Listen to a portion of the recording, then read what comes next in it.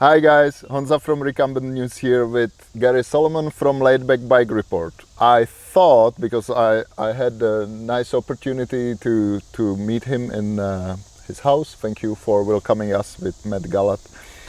I thought that, because he is questioning so many questions and doing interviews with other people, it might be interesting to do an interview with him. So how many interviews like this have you ever done? I've really not done any like this, and No, I tried but to it was- discourage you from doing this, but we're going to do it anyway. So I did a radio podcast interview with a lady who does a cycling podcast up in Cleveland, a national podcast once a few years ago.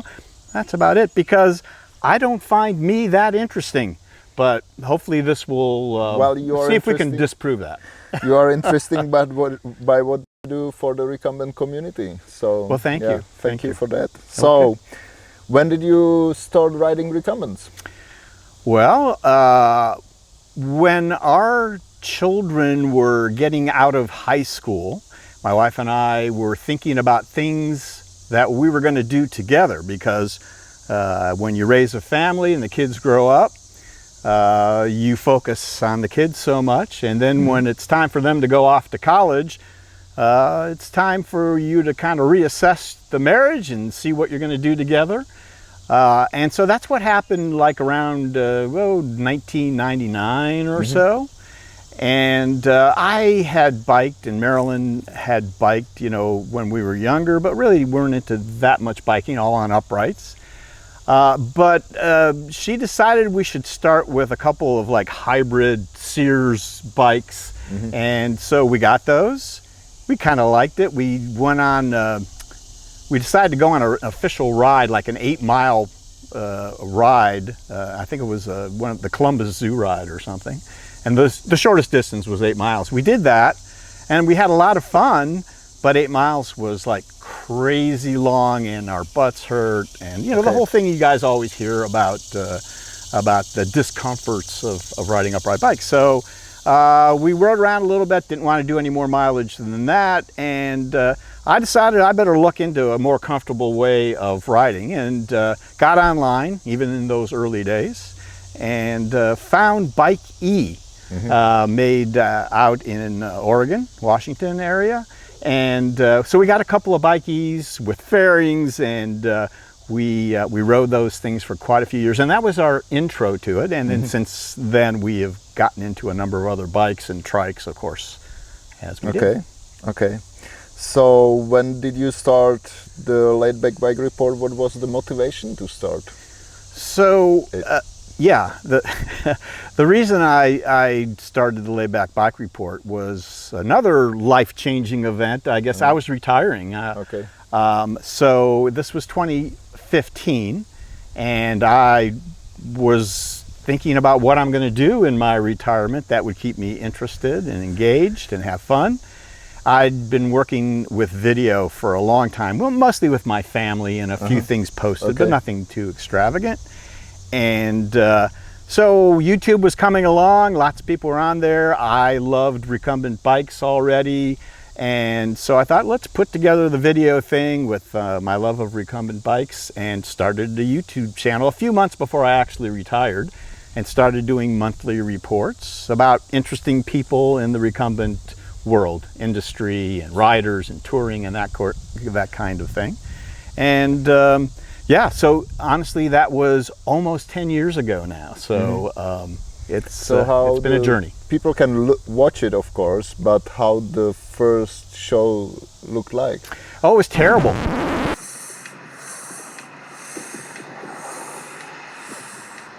Well, hello there, recumbent bike rider community.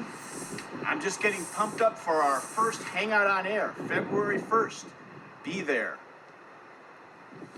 I mean, just like anything else that you start, it takes a while for you to really learn the process and how to get better. It's a craft, really.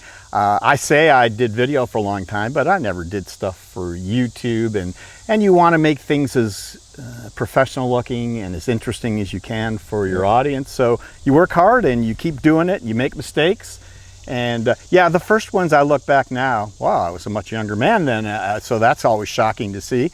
But yeah, I really didn't know the questions to ask, and the technology of streaming was not what it is today either. So we did all the shows live completely, and you know, people wouldn't show up, or they would glitch out, or you couldn't hear them, and all kinds of stuff. So it was very exciting, but you stick with it, and yeah. So did you start, you know, approaching people because you knew them, or how they were reacting? Yeah, to, good question, Honza. I didn't know anybody. Okay. I had no idea. So within a year or so, I attended my first CycleCon. I mean, I knew Brian Ball and Larry Varney. I didn't really know them. I had maybe corresponded with them a bit. But yeah, so I went there and had never, certainly, I did a bit of streaming and asking questions online. I'd never taken a microphone and stuck it in front of somebody's face and asked them questions. So that was another learning experience. I probably didn't do a very good job then either. But yeah, after a while, you, number one, learn what to ask and learn about what people do. And eventually you get a little better, and then you start to meet people and know people, and it kind of snowballs from there and makes it easier for you. So some memorable interviews? Really? Oh my gosh. What you would highlight? So one that really comes to mind, let me take a second because I better, and you know him very well. So Chicago, the guy that travels the world on the AZIB now, and he was, he's the Italian guy, he's in Russia. Nicola. Chiacchio. Okay. So yeah. So I learned of this guy who rode a recumbent trike all over the world, and he had ridden into Africa, and he ended up getting abducted by Al-Qaeda. And on a recumbent trike. And so I thought, well, this is an amazing story. So I reached out to him. This had been a couple of years ago, so he had been rescued. And you guys can look up the story of Nicola. But he had been rescued. So I reached out to him, and he was very kind and said, sure, happy to talk to you. And so that was one of the most memorable interviews that I had ever done. What about the longest show? Because I'm part of the show sometimes. I told you not to bring this up. I'm sorry. No. We are always laughing about, or joking or whatever, after the closing title. Yeah, so if you are doing a YouTube channel and you learn some of the things that help the channel out and best practices. And one of the best practices is keep the show short and succinct. Certainly, 10, 15 minutes, certainly no more than 20 minutes. So that's always gone out the window. I don't run after the algorithm. I want to do what I want to do. And basically it involves talking to people in longer form. It's probably not the best practice for getting all the views, but I think at least for historical purposes, someone could go back, and people do, and find out about that person. I'm not going to do that in 10 minutes. So, right. So, and then, to be fair, people have suggested, well, maybe just do one, person. And but I really want to do whatever comes up that month that I think is of interest that I've been working on. I'll put it in there. So, to answer your question, typically 2 hours is really where we end up. And if I end up at like an hour 45 minutes or an hour 30 minutes on a rare occasion, I mean, these guys, my panelists, they're like so proud of me that I can do something like that. It doesn't happen often. Thank you for bringing that up. Okay, but you didn't answer my question. What was the question?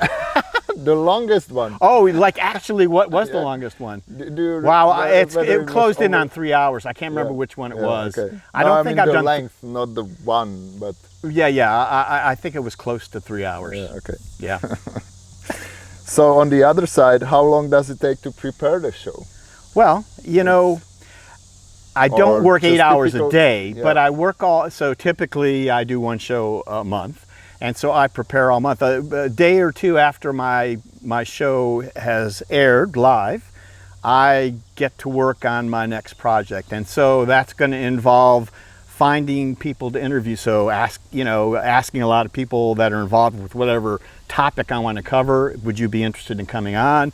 So yeah, I will work all month long and hopefully have everything ready to go, a few days before.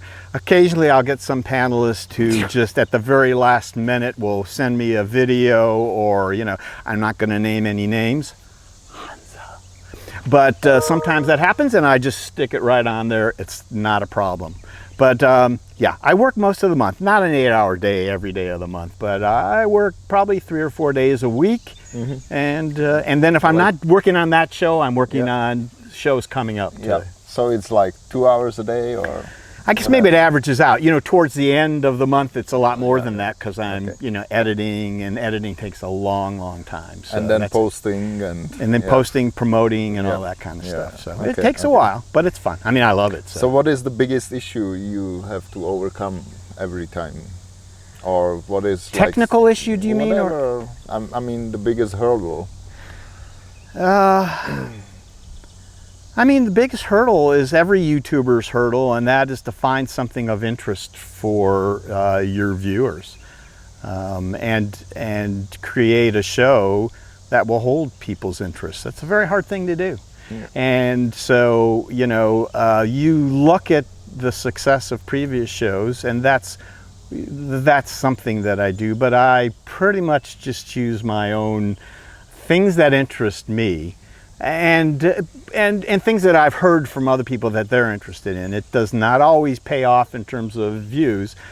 So here's something that you asked about the longest show and how long it takes and stuff. But there's also the most popular and the least popular shows. So I think this is a good example. So one of the things I've always been interested in and I thought has been unusual is how many recumbent folks that are into music in one way or another. Okay. They play an instrument or they sing or that kind of thing.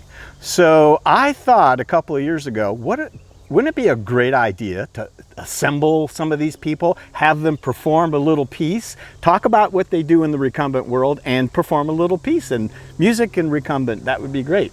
This was one of my favorite shows of all time. I mean, John Hodkin, playing the tuba, and Jonathan Garcia singing a song on his guitar, and oh gosh, we had people from all over the world that recorded a little piece of music and sent it in, and we interviewed them at the time.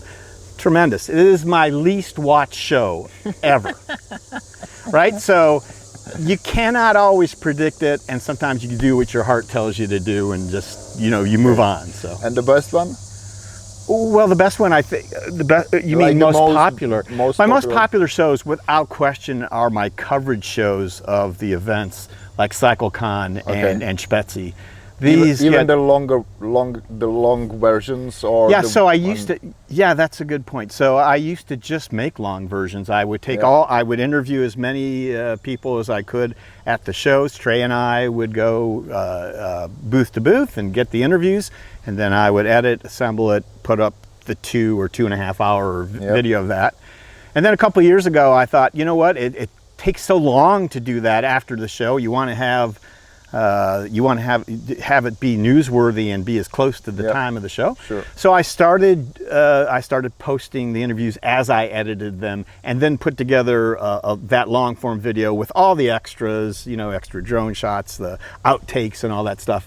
And so that has worked out better, and I get probably 50% more views overall, and I think it's more immediate. So I like doing that. So. But to answer your question, yes, by far those have been the most popular shows I do. So what do you enjoy on doing it? Like, why do I do it? Why is it? Look, I love meeting people and talking to people, especially about subjects that I'm interested in, and this is something like that. So, how lucky am I that I get to meet people like Honza and Matt, and these amazing, world travelers, and people in the industry that, you know, you find out about the business end, and all these people are really interesting in their own right. So that's why it's fun for me. That's what the purpose of the show was from the very start. It says it in my, you know, in the About Laidback Bike Report. It's to find these people and interview them and find out more about them and present them to the audience. So that's what's fun. Good. So back to you and recumbents. Which models, bikes did you have over the time? Okay, so I mentioned the Bikeys. That's Yes. what we started with. I've had Rand's V-Rex. The bike that I have ridden the most over the years, and I don't have it anymore, my wife and I rode a recumbent tandem from Rand's, a Screamer. And we rode tens of thousands of miles on that. We rode various tandem rallies and recumbent rallies. Just really the most fun you could have, I think. Riding a bike is riding a tandem. If you get along with your spouse or your partner, it works out pretty well. You don't always, by the way, not to say we never had any arguments on that, but you're going to have arguments anyway, so you might as well be riding while you're doing it. So the Screamer, Did she ever scream on a Screamer? Yes, of course. Well, out of fear or screaming at me. Yeah, so, you know, when you ride a tandem, you're the captain and she's the stoker. She's right here, you know, right behind your head. So you're going to hear it. And, you know, if you're riding 50 miles that day, you're, you know, 20 or 25 miles out from home, you know, no one's walking away. You got to work it out. So that's one of the benefits of riding a tandem. So, yeah, so I guess, what else? The Gold Rush. Yes. I've got, an Easy Racers Gold Rush, which I love.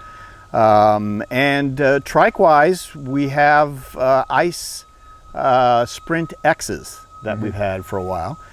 Maryland's is recently added an e-assist. We've added an e-assist to it. I don't have an e-assist on mine. So that's what you ride now? That's what we're riding now. Okay. What do you ride most often? Which some preferable favorite trails? Where? Whatever? Yeah. Where? So we have taken our trikes all over and ridden, but I think what you're asking is like if we're here. So Ohio is blessed with a lot of great rail trails. We have a really nice system here. Many of you may know about the Xenia trails, which spoke out from a little bit south of here and actually come all the way to Columbus. We can ride from here about 2 miles and get on a trail which we can get on and ride for 30 or 40 or 50 miles and actually connect up to the Xenia trails if we wanted to go really, really far. So by far that would be the most common ride for us. And over the time you have ridden in many different countries. What would be the favorite one? A lot of really fun rides. it? I guess I got to say, after Spetzi, gosh, it's been probably 4 or 5 years ago now, HP Velotechnik was kind enough to lend Marilyn and I a couple of Scorpions that had e-assist. And with a couple of good friends, German friends, we bicycled along the Rhine through Germany into a little bit of France and down into Switzerland. And it was a spectacular trip. Learned so much, saw amazing sights, and just had so much fun. So I'm going to say that was a European trip there. That was probably the most fun. Yeah. Yesterday we talked. Yesterday evening we talked about rides and rallies you attended, and some. You know, can you compare maybe the recumbent rallies with the tandem rallies? Is there anything different or? So yeah, we did talk about that. The tandem rallies that we most often tended were the Midwest Tandem Rally and the Canadian Tandem Rally. The Canadian Tandem Rally was like an intimate 30 couples, always went to a different place in mostly Ontario, and they were great fun, and you got to really know everyone. It was fine. And there were 1 or 2 recumbent tandems maybe at each of those rallies. The Midwest Tandem Rally is the granddaddy of them all. There are, when we were riding, 400 or 500 tandems at a time. It would not be unusual to do. So you would have a mass start that would take 20 minutes from a parking lot to get started with. And in a rally like that, there would you would maybe see 8 or 10 recumbent trikes along with, recumbent tandems along with all the other tandems as well. This was a festival, an event. It was it's hard to beat that. So those were it. Now to compare them to recumbent rallies, so yeah, we've been to quite a few of those, including you guys are heading over to the Pedal Point rally in Stevens Point, Wisconsin, where the hostel shop is, and Marilyn and I started doing the previous hostel shop rally in 2011, I believe it was. And we met some very good friends there. Of course, everyone there is recumbent. So that's the major difference. You stand out and still have fun at the regular tandem rallies. At a recumbent rally, everybody's recumbent, so it's kind of like family. And you'll see that when you go there too. So you learn a lot because everyone's riding recumbent bike or trike, and you're being sponsored or being hosted by a fine recumbent shop, so you can learn things there as well. So yeah, I would say that's the major difference. Okay. Back to the Laidback Bike Report. Yes. Is there an interview with somebody you would like to do but you can't because whatever, too far away, already died, whatever? Yeah. I don't know that I'm thinking of anybody that I want that I can't get, but I have kind of flipped the question maybe a little bit. I hope it still answers it. I have interviewed somebody like Ian Sims comes to mind, who has passed away since, and I'm so glad that I had the opportunity to meet Ian in person at CycleCons and to have a chance to interview him both there, and also I interviewed him when he was back in Australia. So just a foundational person to the recumbent world, and yeah, he's gone now. So I think that's, again, back to how I think it's important to get these people for maybe historical purposes. If people want to look back, at least we will have that. Did you have a Mike Burrows ever? I did do Mike Burrows, thank you for, when in 2018, when I was at the World Championships in Kent, England, Mike Burrows was there, and he was racing, he had designed some stuff. He was in his 70s already, and actually that World Championship, he was, I don't know what they would call him, it was kind of dedicated to him. And yeah, he passed on just a couple of years ago now. So an amazing individual, also very foundational in the world. Interview. Thank you for reminding me. I missed. So I don't know who else. There's probably people that I should get, but we'll see. Yeah, I'll keep working on that. Yep. Any plans for the future with Laidback Bike Report? So I'm going to just keep on. I'm going to try not to make any of those shows longer than they are. My goal is to keep them under 2 hours. We'll see how that works out. There are still plenty of people out there interesting that I would love to keep talking to. I'm working on stuff right now, and some themes that that we can work on. There's change in the industry. The e-assist aspect of it is changing. So we got to stay on top of that and talk about what's happening and the people that are making that happen. So I plan on, I'm still having fun. So as long as I'm still having fun, I'm going to keep on doing it. Good. As long as people are watching. When it gets down to like 25 views, per show, then maybe I better take a hard look. But so hopefully, if there's a few of you watching, I'm going to keep doing it. So once again, thank you for doing it, and thank you for spending the time here with me and answering the questions. You are an amazing character yourself. I should turn this interview around right now, but I won't do that. Thank you so much. It's a pleasure and an honor. Thank you. See you next time, guys.